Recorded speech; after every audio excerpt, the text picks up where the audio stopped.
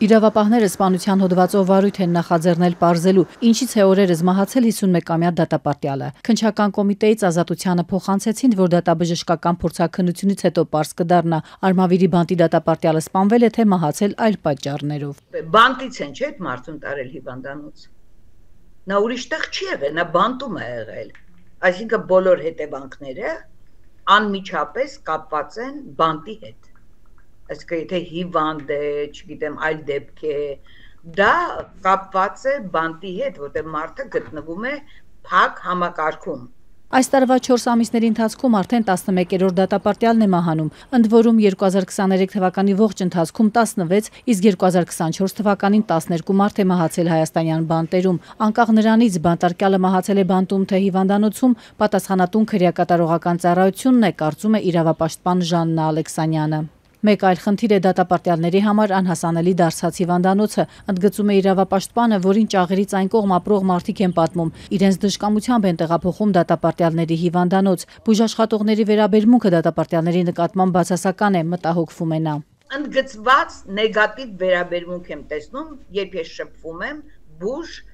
այդ անձնակազմի հետ։ Ինչու են շատացել բանտերում մահվան դեպքերը, առողջական ու բուժօգնության հետ կապված խնդիրներ, բանտային վատ պայմաններ, դժգոհություն արդարադատությունից, խտրական վերաբերմունք։ Այս խնդիրները քայքայում են ճաղերից այն կողմ ապրողների առողջությունը, երբեմն դրդում հացադուլի, ինքնավնասումների, ինքնասպանության կամ էլ հանգեցնում մահվան, եզրահանգել են իրավապաշտպանները։ Բանտերում հասարակական դիտորդական խմբի տվյալներն են փաստում։ Վերջին տարիներին ավելացել են հացադուլի, ինքնավնասման դեպքերը։ Օրինակ 2024 թվականին 298, իսկ 2023-ին 288 անձ է հացադուլ արել։ Անցած տարի ինքն իրեն վնասել է 205, իսկ 2023 թվականին 155 բանտարկյալ։ Դատապարտյալների հետ չի անցկացվում հոգեբանական զրույցներ։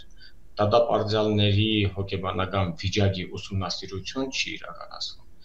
Դատապարտյալներին ժամանակին չի մատուցվում առողջական ծառայությունների վերաբերյալ ամբողջական բժշկական սպասարկումը։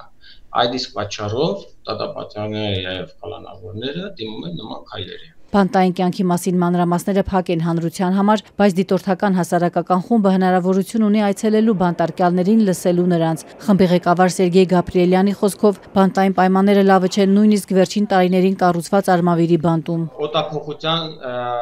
աստիճանը նորմալ չի պահպանվում, չի աշխատում դատապարտյալների համար նախատեսված լողանալու վայրը, այսինքն 4-5 դուշից աշխատում էր մենակ 1 դուշ եւ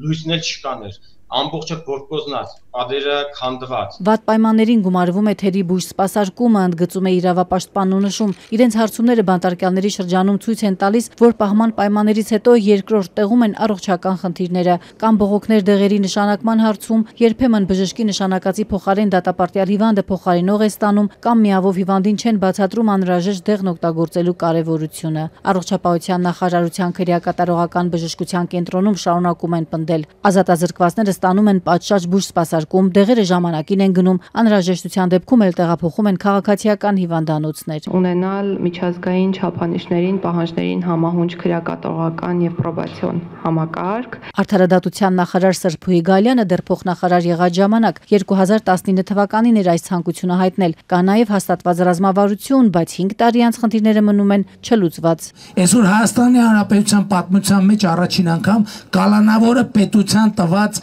հացը ուտում է։ Դեռ 2021 թվականին էր վարչապետ Փաշինյանը նախընտրական հանդիպման ժամանակ խոսել բանտային կյանքի բարելավման մասին։ 4 տարի անց սակայն մարդու իրավունքների պաշտպանն իր զեկույցում տասնյակ խնդիրներ է առանձնացրել։ Անահիտ Մանասյանի թիմին բանտարկյալները պատմել են սննդի վատ համի, հոտի, որակի մասին ու նշել, որ տնից են սնունդ ստանում։ Մանասյանն իր զեկույցում նաև գրում է, բուժաշխատողները խտրական վերաբերմունք ունեն, խնդիր է նաև բուժաշխատողների պակասը։ Օրինակ Վանաձորի եւ Նուբարաշենի բանտերում թեև կան ատամնաբուժական ծառայություններ, բայց դրանք հասանելի չեն, նաև հիգիենիկ չեն, չկան անհետաձգելի բուժօգնություն տրամադրող սարքեր, դեղերը քիչ են ու երբեմն ժամկետանց, սահմանափակ է դրանց տեսականին։